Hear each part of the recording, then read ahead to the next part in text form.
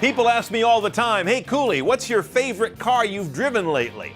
That is a surprisingly tough question, because to me, a great car is one that succeeds at what it set out to do, not win some industry-wide popularity contest. I'm Brian Cooley with my top 5 favorite cars I've driven in the first half of 2013, based on that essential litmus test. Number 5, the Mazda 6, the new one. Let's give the Miata a rest for a minute and shine some light on this all-new 6. It went from 0 to 60 in terms of styling, inside and out. It was once one of the dopiest looking cars in its class. Now it's about the most handsome and possibly most comfortable. The Sky Active engine technology is very smart, but a little hard to explain to consumers in less than a half an hour.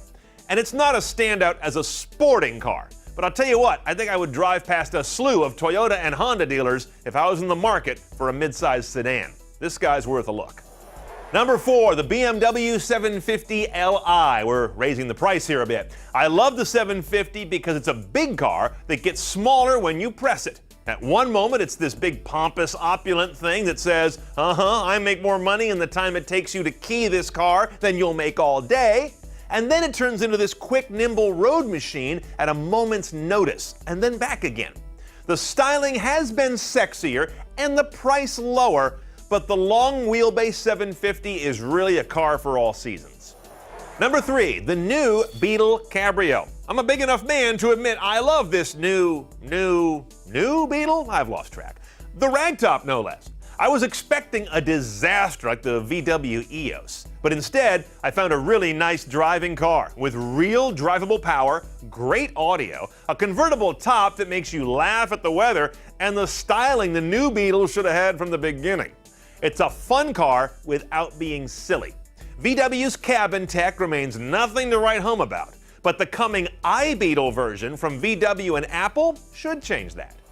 Number 2, the Subaru BRZ. The BRZ is a simple proposition. It's meant to zip along twisty roads, making a great noise, hanging its little rump out once in a while, and inviting you to use all of its oomph, which isn't much at 200 horse and 151 foot-pounds of torque. But that's what sports cars are all about, being a little bit less so you connect with the road a little bit more. The cabin of the BRZ has none of the charm of classic sports cars, and if you're over 30, everyone will think you're borrowing your kid's car when you drive by. But for 25 grand or so, you'll have enough left over to buy a Mazda 6 as well. But my number 1 favorite car so far in 2013 is the head-turning Cadillac ATS.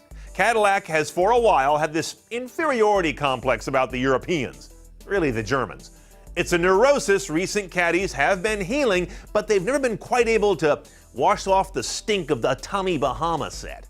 The ATS does it. It's the first really honest, original Cadillac in a long time, completing this path of redemption they started back in 1999. It doesn't just exist as a comparison to something from Germany that it's almost as good as. Q is one of the most promising cabin tech platforms out there. 2 of the 3 engines they offer on this car are modern and very cool, and Cadillac has finally dialed down that creased and chromed look to great effect. I can live without the driver's seat that vibrates these nonsensical warnings to your butt, but in general, Cadillac can stop seeing its shrink. To stay on top of all my new favorite high-tech cars, check out CNET on Cars at cnetoncars.com. I'm Brian Cooley. Thanks for watching.